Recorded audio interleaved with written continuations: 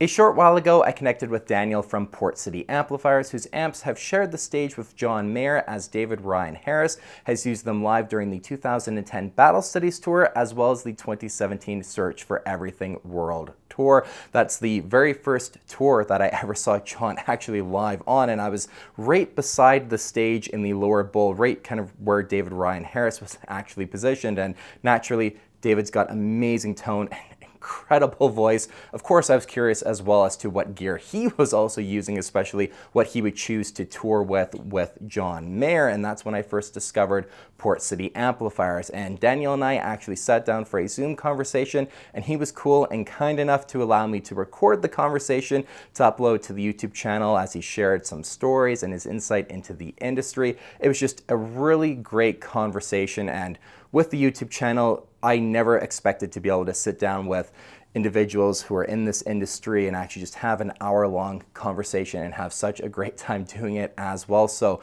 my thanks to Daniel for just being so cool and taking the time out to actually just chat with me and connect in this way. It's kind of a casual podcasty-ish format, so you guys can just sit back, relax, and enjoy the unedited conversation Daniel and I have.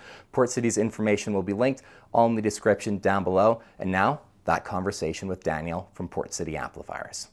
All right, but yeah, I'd love just to hear a little bit about yourself, the company, how you got started as an amp builder, and kind of the initial, birth of Port City Amps. Sure. Well, first of all, Justin, thank you very much for having me. Big fan of your channel, and Thank you. it's really great to be with you today. No, it's Um, great so, connecting with you too. oh, thanks, man. So I was a professional guitar player for years. I used to teach for a little over 11 years professionally. Was in a band. Did some touring, did well, but um, met the young lady who would eventually become my wife, and I realized that I didn't want to spend half the year stuck in a van or a bus that smelled like socks, farts, and weed. And so there had to be another option. Um, so I had some friends of mine that were acquiring this company that sold like amplifier transformers, tubes, just guitar amplifier parts. And they needed someone. So I went ahead and started working for them. And one of the guys there was really just a master, builder who's just amazing. He's ghost built probably 12 to 20 amps for. I mean, you would know the amps if I listed them off. He's really really well known. So he got me into circuit design, topology, wiring, lead dress, grounding, the whole nine yards. And after about 2 years, I thought I'd just go ahead and get out on my own. And so created Port City. And the first thing we actually released, Justin, was a wave cabinet, and you can see the shirt here. That's our patent, a distorted view of our patent image that we got. So we applied for the patent. It's got internal sound deflecting panels, and it's got a port that runs the width of the cabinet. So there's really no other cabinet that sounds the way that wave cabinets do. And so that kind of was our first mark. And then we went ahead and I started off just with a clone. It was an A165 Bassman clone, but I modded it enough. And then we did a few more amps. But the first real amp that we came out with that was really unique was our Pearl amp, and that's how we really came to know David Ryan Harris and get into the John Mayer universe. Oh, that's amazing. And my background's in marketing, and one thing I've always admired about your company is even the branding and overall aesthetic of everything. It's very unique, and in a world of, you know, amp builders, even pedal designers and things like that, I find hard to find something that stands out in a good way and has Nice. like that aesthetically pleasing branding. And from day one, like your guys' logo, the way your cabinets look with just the logo on the corner and everything like that, the wave, you guys have always done a really great job with that, and it's I something really I've always appreciate that. So really admired about I'm definitely a minimalist when it comes to design overall, but also in the circuits that I've designed, I'm also a minimalist. And I'm not saying anything bad about companies that have, four channels and tons of switches and gadgets and gizmos. Hey man, obviously there's a need for that. There's a demographic that, those amps serve, but Pearl is four knobs, a switch. Our Merino is two knobs and the switch. Some of our older amps were two knobs and a switch. So I've just always wanted an amp where you could dial in it at noon, turn up the volume, and it's there. If you can't find a good sound with any of our amps in 30 seconds, it's just not the right amp for you. And Godspeed, and hope you find what you're looking for. So super minimalist. No, yeah, I love that whole take on everything. I've played some amps in the past where, yeah, you got to really try and fight with it to find a sound out of it you're looking for. But when you have something that's just right away, you can fire it up, hit a few notes, and you're like, all right, tweak it a little bit, and you're where you want to be with the mindset of, whether it's something a little tweedy or a bit more of a cleaner thing or whatever it might be, you can kind of dial those things in right away. So I totally get what you're saying where, the things with multiple switches, channels, there's a need for it in an area for that as well, but it's kind of nice just to have something that is basic in terms of its layout and everything like that. And you don't have to overcomplicate getting a great guitar sound. Absolutely. And I don't know about you, but like I've always been kind of running on 10 when it comes to things I need to do and my time and how much I want to be, what my productivity levels that I expect of myself. So if I haven't, and I've had those 4-channel amps that have all the switches and gadgets and gizmos, and I just found myself tweaking more than I was playing. And I just stood back and I was like, man, if I only have an hour to play, I can't spend 28 minutes just tweaking. I need to get in there and practice because, I need all the help I can get, so all the practice time, that I can get my hands on is desperately needed. So forget that. Just make it simple. I feel that I was messing around with my H9 last night for quite a while, and then I realized I haven't actually played a lot. I've just been trying to create a certain sound that I had in mind, and I actually am not learning what I'm trying to learn right now. So I totally get that. Yeah, that's exactly why I got rid of my Blue Sky, Okay, yeah. Big Sky, yeah, and then a couple other of the massive preset pedals. I was just like, I mean, I even had a fractal for a while, and it was Uh-huh. just like, you know, you always think you're leaving something behind, and it just the tinkering just continues, and I just rather have some really basic pedals and just run it into an amp and then do it. So I love that whole approach. So it's funny when I think of Port City amps, my first hand experience with those amplifiers was the first tour I saw John Mayer on, which was the Search for Everything in 2017. And I was, up until kind of in my early high school days, I'd always been like a big Slash and Jimmy Page guy, Les Paul's into like a big 100-watt Marshall straight in pretty much, maybe a wah pedal on the floor or like a EVH Phase 90 was kind of like my world yeah, of gear and everything until I saw John Mayer's Where the Light Is. And then I was like, okay, went down, the whole Steve Ray Vaughan rabbit hole as well, and, Strats and those kind of guitar tones. So when I first saw John on tour, that was like a big gear eye-opening thing for me as well to be like, yeah, all right, like there's this whole other world. And, I discovered that pedal show, which was an expensive discovery as well. But I yeah. remember just looking at the amps John had on stage. Back then he was using his PRS-J mods with the Dual Professional. And then I was actually right close to David Ryan Harris's side of the stage, right just off Mhm. to the side. And I saw a couple of amplifiers that then I discovered were Port City. Yeah, And, where my mind obviously goes is that, okay, like, John's band is obviously extremely high caliber in general. David's been with John insane, insane. forever now, and he on his own is just an incredible musician as well.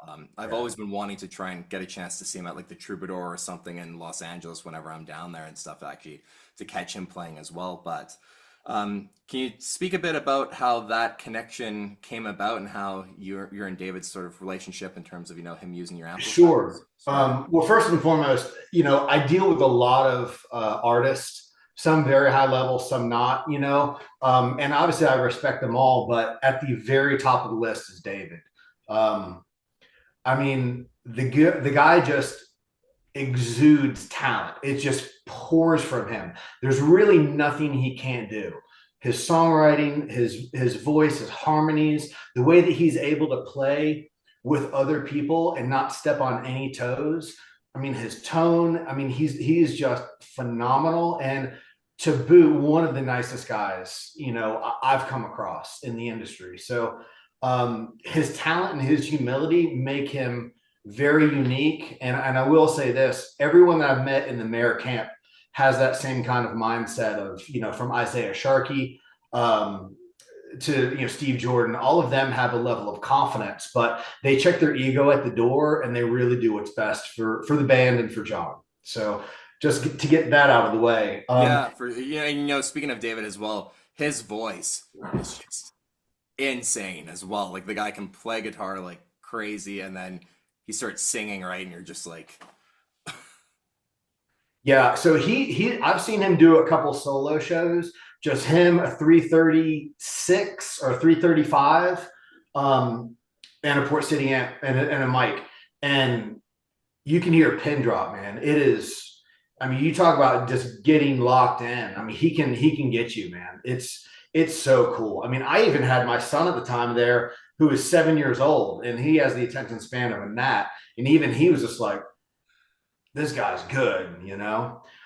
So if I can, I'm actually going to back up before 2017. yeah, So the way that David Ryan Harris first came across the Port City universe is at a dealership. I believe it's called Deluxe Guitars in Atlanta, because he was living in Atlanta at the time, full time. And he had known a guy that works there and kind of walked in and said, "Hey, man, what's new?" And he found an amp that we had made called the 12. And it's a really bass heavy 12-watt amp, dual 6v6, and very uniquely voiced. And he ended up buying that amp that day. And that was back in, I think, 2010. And we had made contact, he had reached out. And then it was, I believe, 2013 where it was like, "Hey, I need a clean pedal platform for this tour coming up with the mayor.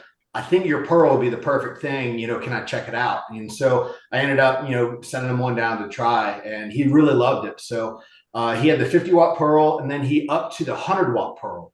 So he had that. And then for the next tour in maybe 2014, I don't remember the tours that well. He was using one Pearl 100-watt into our 2x12 oversized vertical wave cab. And then he had our British inspired amp called the Brit 50, and he was using that. So he was kind of running the stereo setup there. And then I had always just said in his ear, I'm like, because I'm really laid back. I don't twist, arms or anything. I said, "Hey, man, if you ever want to do anything, custom or signature, let me know." And he's like, "All right, I'll let you know." And, it was a while back, after that. And then he was like, "You know what? I think a blonde tremolo and reverb circuit um, with kind of a blackface preamp and maybe like, just a really nice clean output, I was like, "Yeah, we can do that." So we had eventually made this amp, and David was really happy with it. We named it the Solstice. And that was the amp that you saw him with in 2017. He was right. running two of those. Yeah, and that model, you guys, I was trying to look. It seems pretty difficult to find now because you We discontinued haven't it because introduced we sold 12 of them. 12. Okay, so Yeah. that's why I was looking on Reverb and stuff, trying to check out. To see. And one of my clients has three of them because he loves them. So he's got 1/4 of the Solstice Yeah, population in the world. They're really good amps, but sadly, it just didn't take off. And it just wasn't that something that I thought we could really carry on and with. And you know, it's unfortunate, but the fact that I was able to collaborate with David Ryan Harris is pretty awesome. And yeah. no matter what he uses in the future, I wish him all the best. And I mean, I remember he reached out a while back, and my father had died, and he was just so gracious and kind, and he's just a great dude. And I'm just glad that even if we don't have any other professional interactions, I'm glad that I've got his number in my phone, and anytime I see him, I can run up and give him a hug. So. Oh, that is awesome. Just have had that history with them in that relationship, and I even just love that story of your son going to one of the shows and just the power of music, especially when you have a great artist and Yeah, musician in front of you, just the way they can captivate a room and everything. totally. The Solstice sounds really unique how it's got like the blonde aspect of it, but then you said the blackface preamp in it as well. Sounds Yeah, like so really that amp interesting. has 10 tubes in it. The tremolo section alone takes 5 different triode sections. Just by that, 3 tubes to do that tremolo, 2 for the reverb, 1 for the preamp, and then 1 for the phase inverter. And then obviously it's tube rectified, and then the 2 6L6s. So I mean that amp was just so lush and rich. Yeah, I don't know. I still think if I brought it back and even named it something else, I don't know if the market would dig something like that. I really don't know. I mean, we've had people comment through the website because we now opened a custom shop earlier this year where we can essentially build whatever you want within reason. And so, if someone ever wanted one, we could probably make that happen. It's definitely the hardest amp I've ever built. I built some difficult amps and designed some difficult amps, and that one is. I mean, that's 20 hours of just me going through it, and I'm fast, and it's a lot. I can't imagine, even something as simple as like soldering or things like that intimidates me. I tend to leave that stuff to the people who know what they're doing if I ever have a pedal go wrong or something like that. And one of my buddies, I'll send him a photo and he's like, you just gotta solder it, it's fine. I'm like, I'm just gonna deliver it to a guy who knows what it's doing. So I just have all the admiration in the world for, people like you and your profession and in the industry to, create these things and create things that make, these amazing sounds out of these amplifiers and stuff. And I hear that a lot. And obviously you're in Canada and can't make it this time, but we're recording this in early July 2025, and we're actually offering our first amp class in August in Charlotte, North Carolina. Because what I do, while it's very technical and there's a lot of knowledge that goes into it, the elements, once you break them down, are very, very simple to do. And so that's my goal, is to really try to educate people so they can know, like, oh, wow, this is what an output transformer does. This is what a rectifier tube does. This is how a preamp works. These are all of these parts in this amp work together, and then they're going to be more confident to maybe mod or repair their own amps. And so it'll be a really good way for people who are interested to come and learn that. And we're going to have regular amp classes throughout the year starting in August. That's amazing. Well, if I ever make it down to the to your neck of the woods, I'll have to pop in and try and learn a little bit more about amplifiers and things like And that. if whatever day of time, we'll either get a beer or a coffee during the chat. Okay. So my treat. Love it. I love Yeah. it. So you did mention to me while we were chatting before we hopped on the call that there is another connection to John Mayer with Port City Amps, and Yeah. So I have been working with a jazz guy by the name of Kurt Rosenwinkel. And Kurt Rosenwinkel is, I mean, the top of the top of the top of the modern jazz dudes right now. I mean, Eric Clapton, he's seen every guitar player, heard every guitar player. There's only one player that he is called a genius, and that's Kurt Rosenwinkel.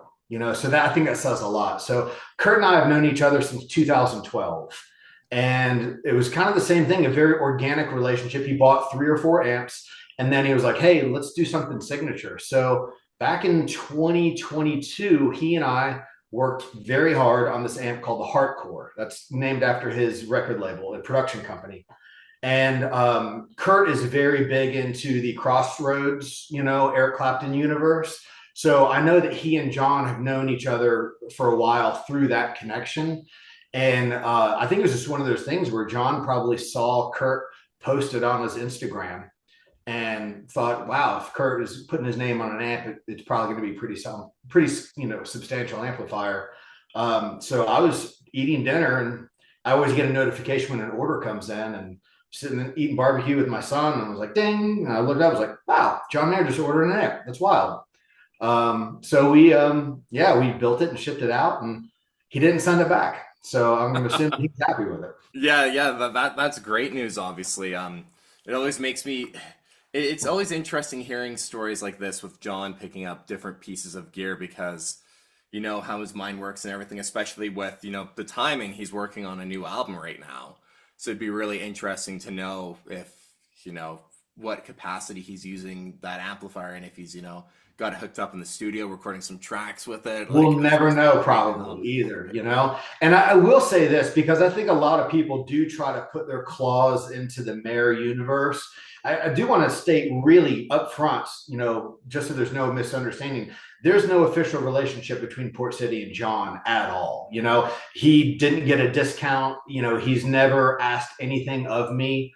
I mean, I've met him, a couple times. He's always been very gracious, but there is no there. He just was interested in an amplifier that we built with one of his friends, and I think that alone was enough for him to pull the trigger. So, and again, he didn't send it back. So, Yeah.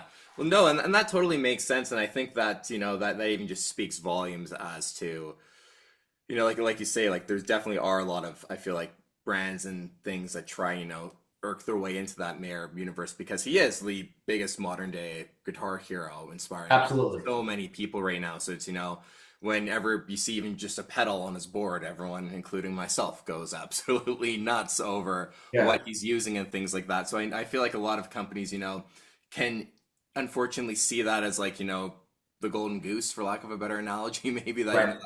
that's, a huge thing for them. But just, I love that just to be having barbecue, see the notification come in.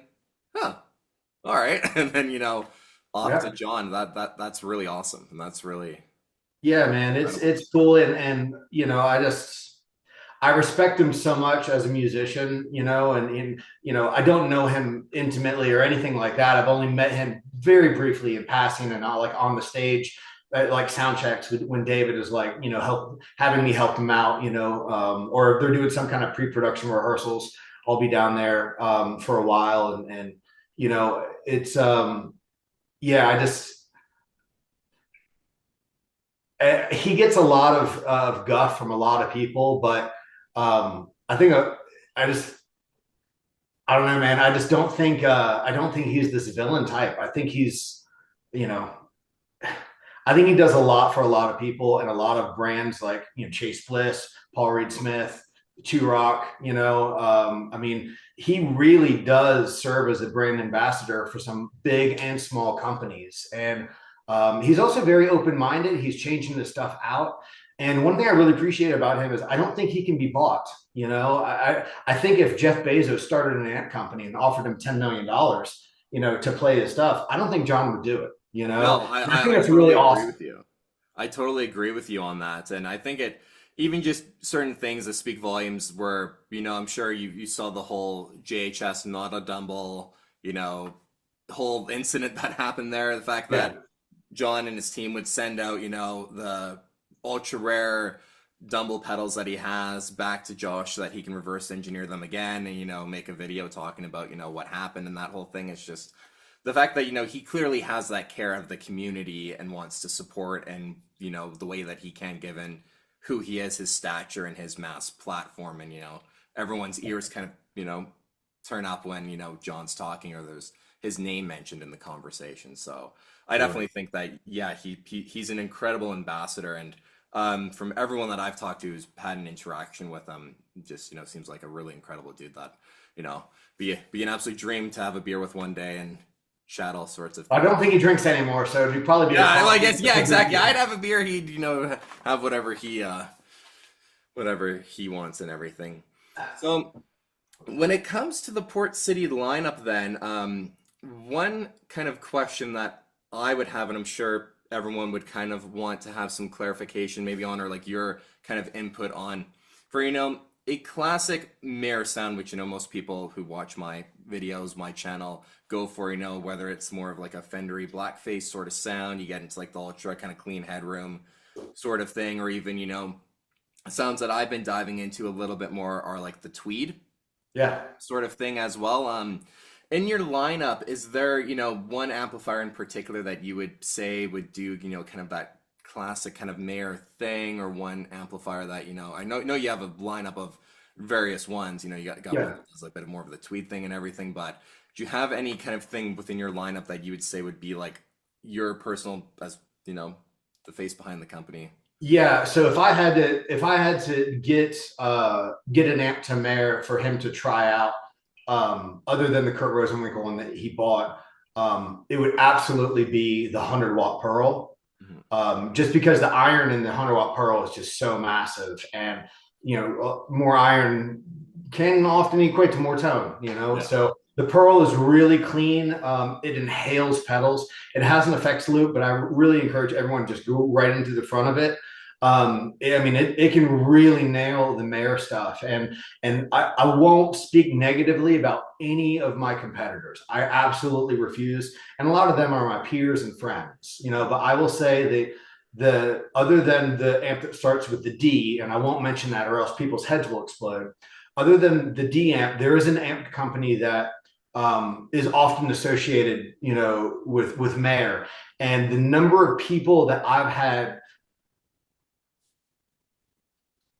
get rid of that amp in favor of a Pearl, a 50-watt or a 100-watt, is more than I can count on two hands. So, and I'm not saying that that's a bad amp. I'm just saying that even though we're at a slightly lesser price point than that amp, I believe that we are definitely in that universe as far as tone, articulation, harmonic complexity, and just reliability. Yeah, no, for sure. And with the Pearl, is it based on any sort of amp in particular? Is it more of your own design or like taking from something and like, making it a bit of your own, or is there some sort of topology that it's? So it's definitely inspired by two amps, a Fender Super Reverb and a Fender Twin. All right. But what I've done with that is, I don't know if you've ever been to any theme parks and they like have those character drawings, where like whatever feature you have, they're going to exaggerate it. I took that approach to both the Super Reverb, which is the preamp section, and then the output section, which is more twin, and I just blew up the things that it's known for. And so it's an exaggerated, yeah, that fingerprint sonically is definitely been greatly enhanced. So while it is inspired by that, it is most definitely its own thing. The preamp especially has some unique things with this current build that we've modified. And then in addition to that, we have a very unique, it's called a cathode follower effects loop that even when it's not in use, you still gain the extra clean tube gain in it, which is Right. clean. So it's really rich. It's really clean.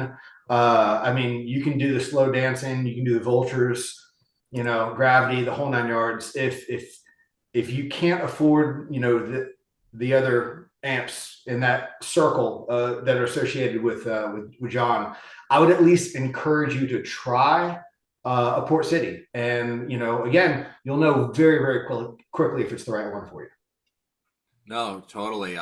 That whole kind of combination of, the elements of the super, elements of the twin, it gets me down, another guitar player's avenue that I've really been inspired by lately is Chris Bach.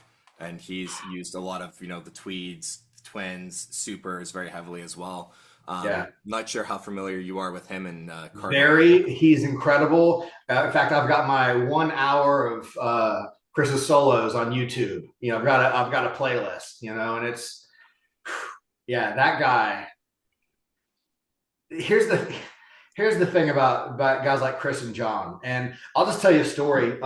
So, are you familiar with Rene Martinez at all? Yeah, yeah, very, very familiar for, obviously his time with Stevie Ray Vaughan, with John Mayer, an absolute legend in the Yeah. community. So when we were doing the very first tour, again, I think it was 2000, early 2010, 11, 12, something like that. Um, I got to know Renee really well, and just a really kind dude. And it was a couple years later. We were eating at catering, and man, John Mayer's catering is off the chain. By the way, it's so good. I can't Um, imagine. so we were eating, and he was like, "Hey, have you ever built a Fender Harvard?" And I said, "No." He says, "That's the amp." I'm like, "Really?" He's like, "Yeah, that's honestly my favorite sounding amp I've ever heard." I was like, "Really?" And he was like, "Yeah, check it out and see if you can build me one." And I said, "Okay." So I checked it out, and he wanted a couple of little things tweaked in it, and he eventually commissioned me to build him Fender Harvard. And then that led to when I built it, I was like, man, this thing is amazing. So that led to us designing an amp called the Merino. Merino is another word for tweed, and that's still in our lineup to this day. But going back to Renee specifically, is I've heard Renee play through John's rig, and he sounds just like Renee and nothing like John. Yeah. And then John picks it up, and it's like, boo! So, Yeah, I mean, there it John's is. the type of player. I think Eddie Van Halen, Warren Haynes, all of those guys, you could play a PV Raptor into a Rage 158, and they would sound just like them. And that to me that's the sign of an artist. And I'll even include David Ryan Harris in that. I mean, a great player with great tone and touch is going to do that. And I think, and I know this is counterproductive from someone who owns a company that has amps, pedals, and cabinets, but like if people just practiced more, they would sound better. So maybe your answer is not a new pedal, a new amp, or a cabinet. Maybe just sitting down and really working on your intonation, how you strike, your left hand, right hand dynamics, getting everything really synced up. Maybe sinking your teeth into that. It's easier to buy a new pedal. It's more fun to buy a new pedal. And I'm guilty of this too. So, hey, man, we can smell our own. We're guitar players. Yeah. So, but I would say that, tone is very much, it does start here. And being in the orbit of so many amazing players like Kurt Rosenwinkel and, there's tons of others, it does start here. And I don't think enough people say that, they don't fly that flag very often. You gotta really start here, and then the gear will help, but it's not where it starts. Yeah, no, 100%. It's John even had like a pretty famous speech where he talked about something like that, and he's like, practice when like that pedal comes in. He was doing like, it was an interview of some sorts, I think for iHeartRadio or something, but he was just like, yeah, like, you get it in there, like, hey, I'll practice when that, Amazon package or whatever it is arrives in, and you get that new piece to help you, well, it's a dopamine rush, yeah. It's like, yes, it's my precious, it's wild. And, I remember, I think there was a YouTube video where a kid had a Squire Strat and he handed it to John and John plugged it in. He sounded just like John.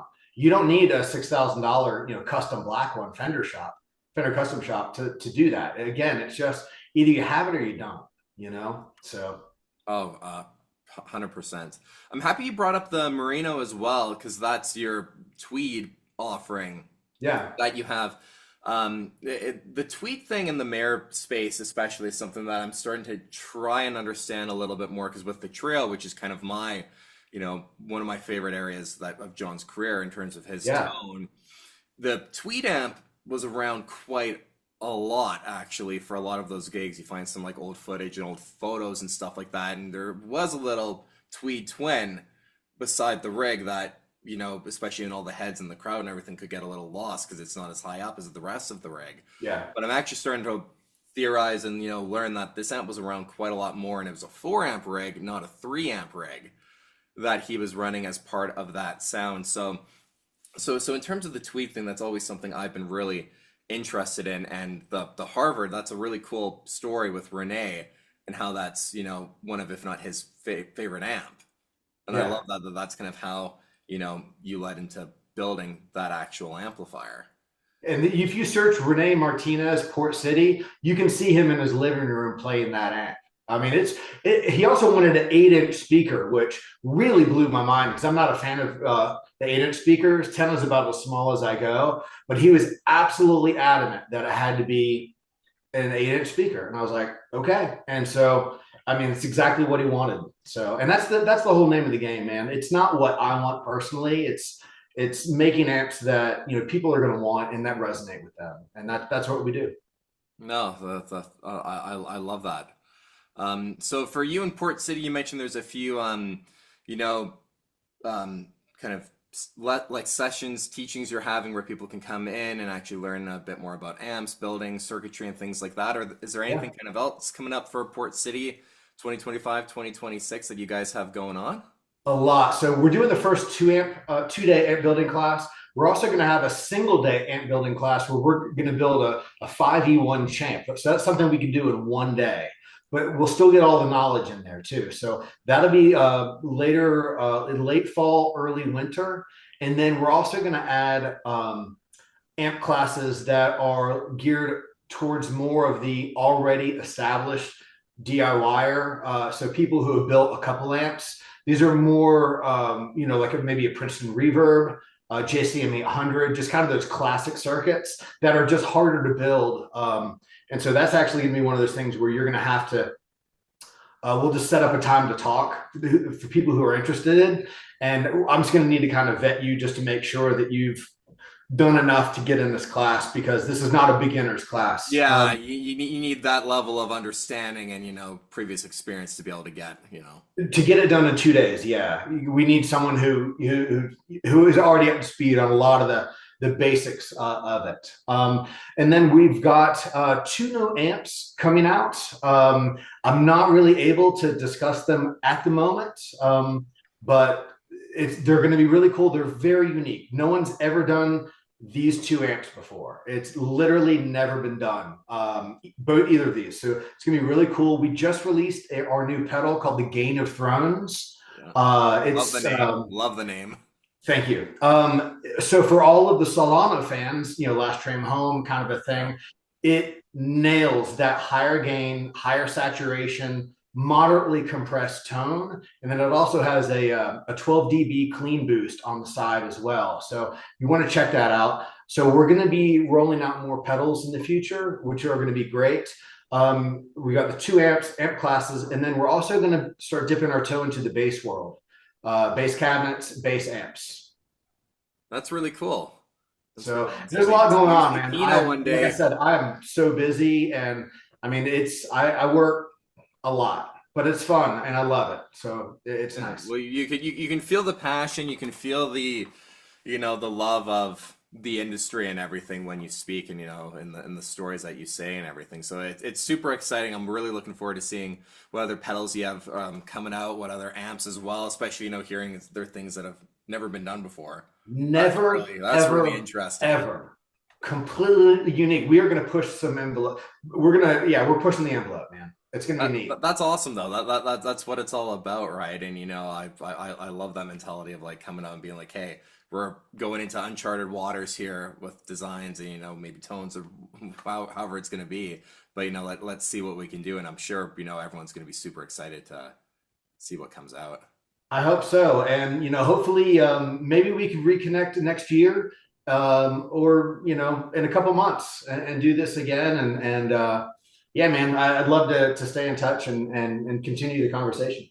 I'd love to, Daniel, as well. It was a pleasure hopping on a call with you and just getting to learn a little bit more about Port City, hear some background stories of how the things that you do have really connected with my world and everything. Like I said, that 2017 World Tour, seeing John on, was such a big moment for me, getting to see my biggest guitar hero live for the first time and really diving into gear a lot more. Was right at that time frame as well for me. I was really opened my eyes into everything that was out there and seeing your amps. How close were you to the stage?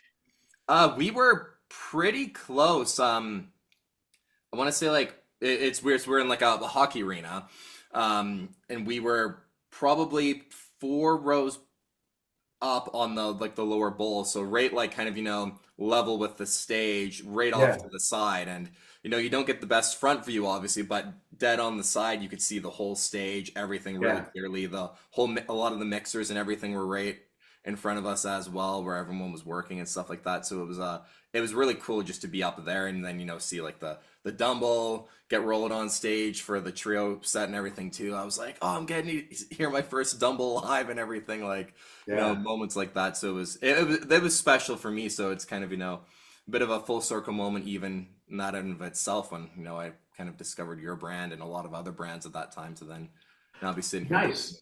Was that your first time seeing him? Yeah, first time seeing him, which is crazy to think that I've only seen him 3 times as a diehard fan. Okay. I've only gotten 3 times. I'll always kick myself for not seeing him on the 2019 tour. Okay. That one. Nice. Well, have you reached out to him, or has he reached out to you at all? No, I'm sure he has seen the videos I put out, because he's got his finger on the pulse of how everyone obsesses over his tone and the whole community and everything. So I would be willing to bet that he has seen my face before, and things like that. but I haven't like ever tried to reach out to him and stuff like that. I know he kind of likes to keep pretty private and things like that. And I want to do my best to respect that and everything. And the whole game of even his gear and everything like that, of how he sometimes tries to hide what he's maybe using or something like that. I've made enough connections in the industry where I'll find out pretty quick. But I try and be like, hey, like if he doesn't want everyone to know, I don't really want to bring it up right now, or Yeah. wait to talk about it until later on or things like that. So it's a balancing act I've found, but I I really respect that. Not only that you do that, but some of the other companies that do that, because throughout the years we've had clients, high profile clients that have been in the Mayor universe, and people have been like, "Hey, man, this guy's with Mayor. You should like tell that guy to tell Mayor to check you out." I mean, people like Zach Brown from the Zach Brown Band or Keith Urban, they're clients of mine. Like, "Oh man, you should tell Keith Urban to tell John to check you out." I'm like, no, absolutely not. If anything happens, it's got to be organic. I'm not going to force that, because I mean, I can't even put my head space in the area of the John Mayer world in his brain, but like, I would imagine that's the immediate turnoff. Like, if someone's put up to like, "Oh, do this, check out, this site," I'd be like, "No, absolutely not." I just don't think he likes being manipulated. no, So I guarantee he's not like that way at all. So it's all balance. And the thing that's just I find honestly is really cool is getting the opportunity to sit down and chat with you for a while and chat with other people in the industry, because my whole channel and everything started off as just me trying to share and kind of my nerdy research and almost like obsessive search and quest for tones and everything, and try and be someone who helps people along the way and stuff like that. And that's kind of how the channel was born and grew into this kind of still small thing, but it's a passion project that got bigger than I ever thought it would get into. yeah. So to be able to sit down with yourself, get to I've had some conversations with like Josh Scott and people in the industry that have been doing this for so long, and it's just an honor to be able to sit down and Man, I really appreciate like it. yourself and I everything. know we've already gone long, but can I offer just a couple suggestions that people can employ to maybe elevate their tone that isn't going to cost a lot of money? 100%. So I've always felt that you're only as strong as your weakest link, and cheap cable really does impede the signal from your guitar. And so you want to just have something with very low capacitance, meaning it doesn't store or restrict any of the current flow, or signal flow rather. And so you can buy bulk cable from Ogami and connectors. You can do it yourself. There's tons of YouTube tutorials on how to do this. But if you're not comfortable with that, there's this really amazing company called Runway Audio. They're based out of Nashville. My friend Austin owns that. And they make really affordable cables, speaker and instrument. And that is going to change the way that your rig sounds. It absolutely will. So if you've been struggling at all with it, just do it. I promise, you're going to be happy with that. And then second, even if you're, let's say, Princeton Reverb again, always upgrade the speaker if you can. I mean, if you love the way it sounds, then obviously don't do it. But if you feel there's something lacking, do some research. And there's so many variants of speakers from a multitude of different companies. And I mean, feel free to post my email in this video log if you have any questions about speakers. I mean, there's hundreds of them out there that would be compatible with a deluxe reverb or 18-watt Marshall, or a high watt or a WEM or anything. You reach out to me, and this doesn't have to be about Port City. It's about making you sound better. So if I can spend a couple minutes on the phone or via email recommending a speaker or some cables, man, that's great. I mean, that's something that you could do for less than $200 to $300. Get a whole new cable system and then a new speaker, and then that's going to be phenomenal. I think speakers especially is a pretty overlooked sometimes way to upgrade your tone. I remember when I got my vintage Vibroverb, I had my reissue 64 custom Vibroverb for 24 hours before I had sold it to help fund the purchase of the vintage one. And I'm not sure, I would have loved to have had the time to have shot out the difference between the actual amps in the same speaker, because I had the Fender speakers and the Fender 15 and the custom, and then the JBL and the 64. Like Yeah. just switching between the two amplifiers, I'm not sure how much indifference there would have been in just the actual circuitry and the actual amplifier itself. But the difference, at least from what I assume, was a lot to do with the speaker, was immense as well. And it just blew me away that I've never really A-beat speakers like that. I've done with like Marshall cabs where I've had like V30s and then like greenbacks and this 70s JMP that I have. And I prefer the Sure. greenbacks personally for what, kind of sounds I was wanting to go for and everything. But it's incredible that how much of a difference that actually makes. And I think sometimes people can forget that, you can upgrade your tube screamer pedal, go from like a more affordable one to maybe more boutique one or something like that. But it's like everything's coming out of the speaker. Yeah. And that really, John constantly is changing speakers on tours, going from G1265s, Yeah. EVs, all these different speakers are coming in and out that he's experimenting with. So, it's just something that I think people can really get a lot of out of. So I just love the fact that you mentioned that. Yeah, and also I mean, I don't know about you, but I've bought at least a dozen used amps in my lifetime. I mean, have you? No, not a ton. My amp experience is decently linear. Okay. Well, I mean, a lot of the amps that you find on a pawn shop or on Craigslist or Facebook Marketplace, a lot of people have already switched out the speaker, and maybe those people didn't really understand what speaker suited that amp the best. And the way that I like to break it down is like think about tires. If you have a Porsche, you would never put snow tires on it, right? And if you had a truck, you would never put like high performance Pirelli tires on it. Yeah. They all do the same thing. They hold air, they make sure the wheels are able to turn. And so you're able to go from point A to point B. But there is a completely different reason for those tires. And so with speakers, you've got Alnico, ceramic, and neodymium. Those are your three main types of speakers. And then you've got the cone paper, you've got the spider, you've got the voice coil, you have the magnet size. There's so many different factors that go into what a speaker does and how it sounds, and they are all absolutely unique. And while I won't say there is a best speaker or necessarily a worse speaker, there's just the most applicable speaker for your particular setup. Do you like high headroom and don't want any cone cry? Or do you want a lower power greenback style where you can really push it and you can get that speaker to kind of fizz out a little bit?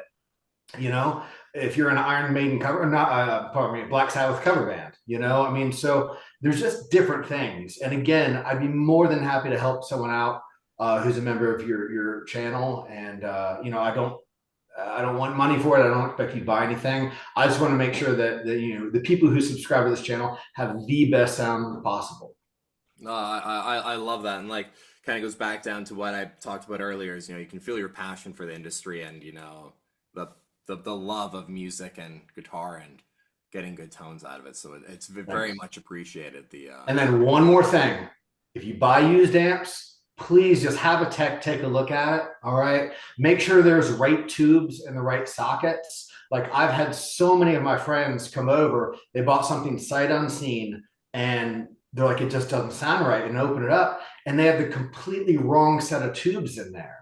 Yeah. And it's so unfortunate. So, I mean, you're really doing yourself a disservice and also potentially damaging the amp on a permanent, level. So just have someone make sure the tubes are good. It's biased correctly, because the bias is really cool. If it's set too high or too cold, it's going to impact the way that the amp reacts. So, cabling, making sure you got the right speaker, and making sure your amp is operating in a functional manner. Those three things you could do for the price of a decent pedal, and that's going to make it sound a whole lot better.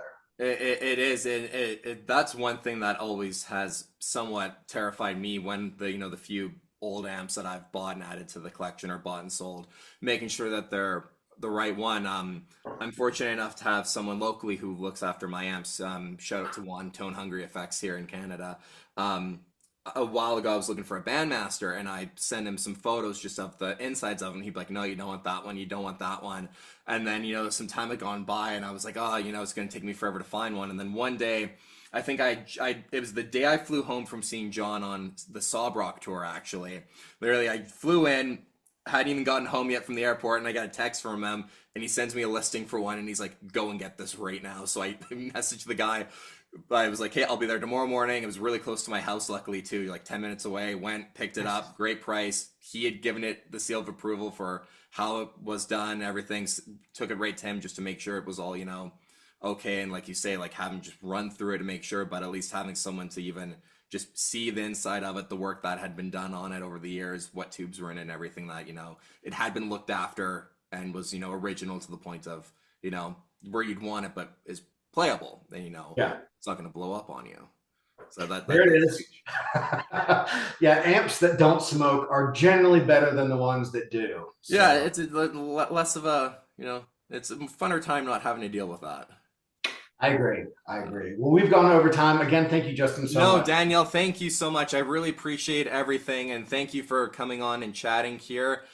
So a massive thank you again to Daniel for just taking the time to chat. And like I said at the introduction of the video, with my YouTube channel, I never thought that I'd get to sit down with various different people in the industry, and especially to be able to share one of those conversations like this with you guys on the YouTube channel. And I just thank you all for the support with the YouTube channel that you guys have shown me over the years. And again, a massive thank you to Daniel. I had a really great time with the conversation. He's just, you can tell he's super passionate about what he does, helping people just get the most out of their sound, create great guitar tone, and yeah, just a really genuine good dude that I'm fortunate enough to now have connected with and know. So go check out Port City Amplifiers. Again, everything's in the description down below. Hope you guys enjoyed the video. Take care, and I'll see you on the next one.